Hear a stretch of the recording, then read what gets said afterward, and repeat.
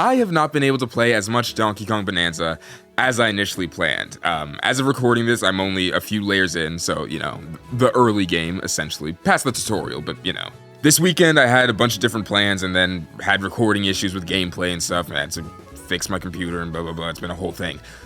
But every moment that I wasn't playing Donkey Kong Bonanza, I was thinking about Donkey Kong Bonanza. And it's been this whole overwhelming... it's been this, like, all-encompassing aspect of my life for these past few days. Because, oh my god. This game... Going into Donkey Kong Bonanza, right, and heading into it, I'm thinking back before the Switch 2 Direct, right, when we were heading into the Switch 2 launch, and the thing on everyone's mind was 3D Mario, and we were thinking 3D Mario is the launch title, can't be anything else. 3D Mario is what we've been waiting for. If 3D Mario somehow isn't the launch title, it's still a major first-party title heading into it that they're gonna be highlighting, going forward. When we got that Donkey Kong reveal, nothing changed for me. Like, just straight up, nothing changed. Not only did we assume that it was obviously made by the 3D Mario team at the time, but a lot of you switched up. I'm not. We can't pretend that a lot of you didn't switch up, right? I've been on this train the whole time, and you can see that if you want to. I've been a believer in Donkey Kong Bonanza ever since we first saw it. In fact, ever since we first saw it, I was bigger on it than 3D Mario. I was like, this game is gonna be something special, and let me tell you. I knew I had to make this video. I might make a review. When was the last time I made a review? I might make a review because Donkey Kong Bonanza is amazing. This game has like this chokehold on me that I haven't been able to escape, and it's leading me to do another one of these unscripted ramble type videos with a little bit of direction. I have things I want to talk about, but it's amazing. From the moment I booted it up, I realized that there was going to be a problem. Because I was in the tutorial and I couldn't leave it. That's a whole other issue. But like, I'm incapable of progressing in this game because I just want to do everything else. I'm just trying to do everything. I'm trying to explore. I'm trying to break everything. I'm trying to collect everything. And mind you, I'm only a few layers in. Again, I haven't seen nearly the full extent of what this game has to offer. But this game, the sheer wealth of content already on display in just like the first few worlds is incredible. You have obviously the Banandium gems to collect. That's like the main, those are your power moons, right? That's like the main collectible that you're searching for. Then you also have fossils, which are everywhere. Like, these reward you from just like generally exploring and digging stuff and doing all of that, breaking things.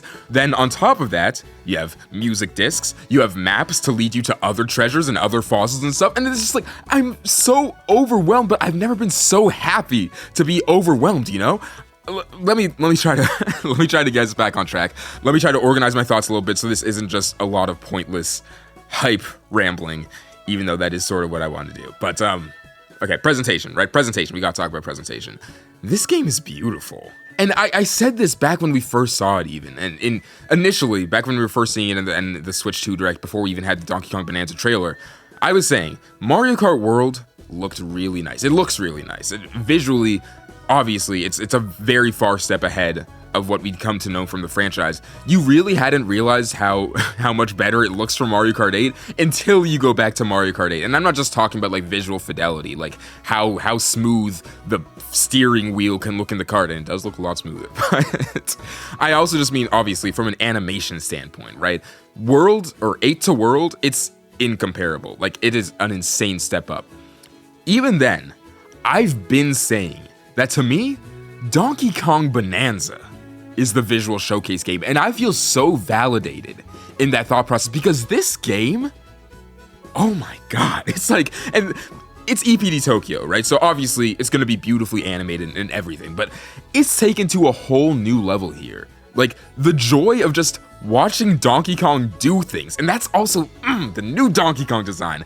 I've also been on board, right? I was initially, when we had just seen it in like the background of the Mario Kart tease in the Switch 2 trailer. Back then, I was like, I don't know, we gotta warm up to it. As soon as I saw it in Bonanza, warmed up, instantly warmed up.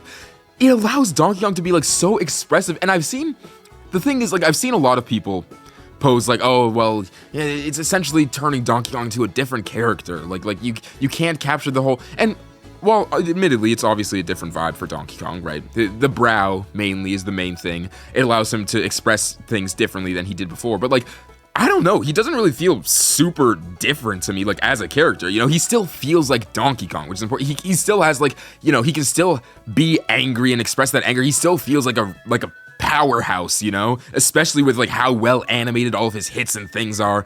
But it just feels like he can be so much more expressive before, because Donkey Kong's always been a goofball, right? Like, ever since he stopped being Mario's antagonist and we got to, like, DKC and everything, he's been a little bit of a goofball.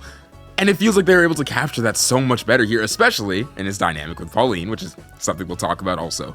But visually, this game is on a whole other level. It makes me feel bad about destroying everything, which is something else that we have to talk about. I was saying that I couldn't get out of the tutorial because I was doing everything. Apparently, a lot of other people have had this issue. But the gameplay loop of just breaking things is shockingly addictive, because I remember that being some people's, and not necessarily mine, but obviously it was something that I was keeping in mind as heading into it, some people's biggest concern, but it's like, oh, well, okay, this just seems like a smashing simulator, like, where's my platforming in my 3D platformer? Where's that gonna come into? This doesn't seem all that fun. They could not have been more wrong, because breaking things in this game is like a treat. It's like a reward. And like I said, you crash down into this like beautiful vista, like this incredible environment is populated by all these like cool characters, you know? It's almost like you have to warm up to the idea. You're like, am I really supposed to break this like this beautiful environment? I don't know. It feels like it feels like massacring like this beautiful painting, you know? But then once you stop doing it, it's like you can't stop doing it. It's like, wait, what's gonna be hidden under this? Because it's constantly rewarding too. It's not just breaking things for the heck of it. You're gonna find fossils. You're gonna find gold is in abundance everywhere, and getting gold feels so rewarding. So you're constantly doing it. So it just doesn't stop. You're just always breaking things. And that's why the tutorial took me so long to get through, because I'm literally just going through. It's telling me how to break things and the numerous ways of which you can break things. And I'm like, oh, okay, I can combo a roll into a punch or whatever, and it breaks this much ground or this much wall. And, oh, I can do this upward punch and break this much ceiling. And before I know it, oh, I've gotten to bedrock on everything. Like, there's nothing more to destroy because I've destroyed it all to squeeze the last bit of gold out of every conceivable surface. Like, it just doesn't stop. It doesn't stop. Thankfully, though, and obviously, you know, as fun as destroying things is, that's not all the game has to offer, in spite of what people were worried about. Because at its core, this is a 3D platformer collectathon. And, man, I remember after Odyssey, right? I talked to friends a lot about this. After Odyssey, I was really just like, where do you go with Mario movement from here, right? Everything that Cappy provided, the versatility in Mario's moveset in that game is ridiculous. It's never felt better to control Mario than it does in Super Mario Odyssey. When pondering the idea of the next 3D Mario, or I guess I should say the next EPDA 3D platformer, the main thing that I was thinking about, beyond like the open world or whatever they were going to do, the main thing I was thinking about is how do you take Mario's movement to the next level? The answer is that you don't, and you make it Donkey Kong instead. This is... Controlling Donkey Kong in this game feels amazing. This, genuinely speaking, and obviously... jury's still out, I guess, a little bit, because I have to go through the rest of the game. This is the first impressions video. But even from the little bit I've experienced so far, it is difficult for me to think of a Nintendo game that controls better, which is such a crazy statement, because we're talking like 40 years of history here. But that's how insane Donkey Kong Bonanza is to control. Everything in Donkey Kong's arsenal feels like it exists in some way to get you from point A to B. Like, nothing feels pointless here, right? Like, obviously, you got, like, the main Donkey Kong things. Like, as usual, you got the jump, you got the roll, both of which feel great, both of which are incredibly translated into a 3D environment. Like, they maintain that DKC thing where, like, you roll off of a ledge, but then there's, like, that lenience, that wiggle room where you can still do a jump off of it, and it feels so good to pull off, right? And then, obviously, you have the 3D edition, so you have, like, the different types of punching, you have sonar and everything, and all of these things make traversal so much fun. Like, you can be doing anything and it's fun to get there. You can be just like, you know, going through on the ground like a normal 3D platformer. You can be going underground, like digging and stuff. That's a lot of fun. You never feel obstructed when you're digging, you know. And that was one of my biggest worries, was just that like digging wouldn't be fun. With how much of the game seemed to be focused on destruction, I was just worried that not that like breaking things wouldn't be fun, but the act of like tunneling through the ground wouldn't be fun. But they make it fun because of the environment design, which is also amazing. I touched on that a little bit before when I was saying it feels bad to destroy these places, and it really does at first, because these are still like incredible. They do not rely too heavily on the whole destruction thing. From a base level, these are still incredibly designed 3D platformer environments. The first main area that you go to, the lagoon layer, is such an incredible first level for a 3D platformer game. There is so much to do here, and it took me so long before I even wanted to progress because I never wanted to progress. I never wanted to take on like the actual task at hand. I was always just trying to explore, go around, find fossils, find Banandium gems, obviously. Like, it's really just, if you thought Mario Odyssey was a playground, this is like a, what is this? This is a trampoline park? Is that a good analogy? Probably not. This game, man, is, and that's the, obviously, talking about it in relation to Odyssey is required, basically, because it's EPD8. It has a lot of Odyssey DNA within it, despite the fact that and that's a whole other thing, it never feels like I'm just playing a Mario game, which is great. Like, they do so much to diversify the gameplay by making you Donkey Kong. It never just feels like Donkey Kong in a Mario game, which I greatly appreciate. I know some people worried about, like, Donkey Kong losing all of his Donkey Kongness. He definitely didn't. In fact, I think he gained more Donkey Kongness. I'll try to find a definition for that term later. But in comparing it to Odyssey, you really start to see it really feels like they've evolved the concept. And obviously, I haven't finished the game. Whether I'll prefer it to Odyssey, jury's still out, right? Odyssey is, I love Odyssey. I've never really subscribed to the whole Odyssey is a really flawed game thing. I think Odyssey is peak. But you really see how it's been 8 years since Odyssey, and they've clearly thought about every element and how to take things even further.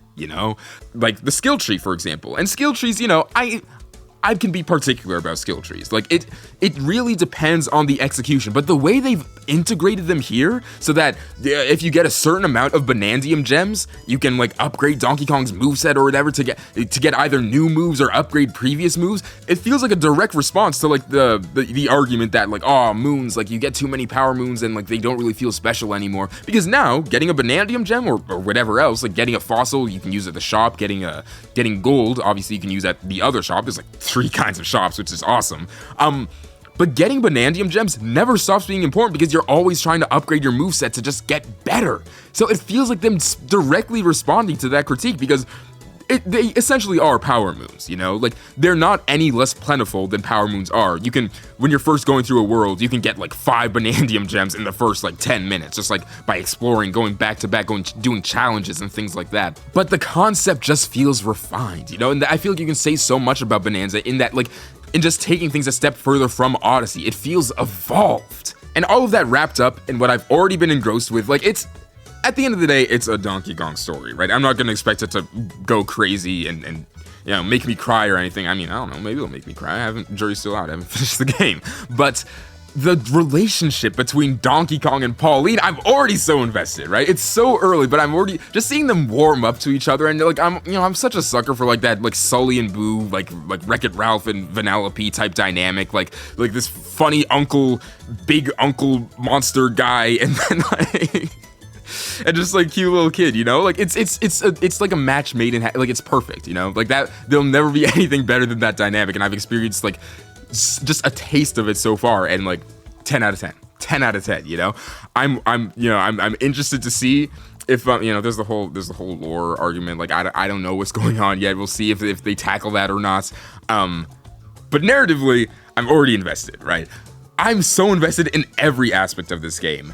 Everything from the presentation, music has also been like banging so far. Like nothing incredible so far. Nothing that's like, or actually, can't even say that because the Kong Bananza theme is like ridiculous, and I get upset when Kong Bananza runs out because then the music stops. I'm like, oh my god, like it's just like you have like Splatoon level gibberish in it, and yet you got me trying to copy the Splatoon level gibberish because I'm like, Pauline is going off here. Like this is a banger. You got put this on Nintendo Music.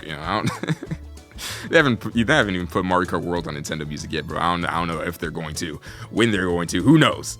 But Donkey Kong Bananza, I am so excited to experience more of this. I think I'm gonna have to do a review because it has been a while since a game has just like consumed me to the extent that Donkey Kong Bonanza currently actually, I can't. Deltarune just happened. That's a lie. That doesn't really count. That's been like a 7-year journey. That doesn't count. Excluding Deltarune, it's been a while since a game has grabbed me like Donkey Kong Bonanza has. Everything is working for me so far. I have no critiques. We'll see if that holds up. Right now, I'm extremely positive. And as of right now, I've already spent way too much time talking about Bonanza when I could be playing Bonanza, so I gotta go. I will see you later.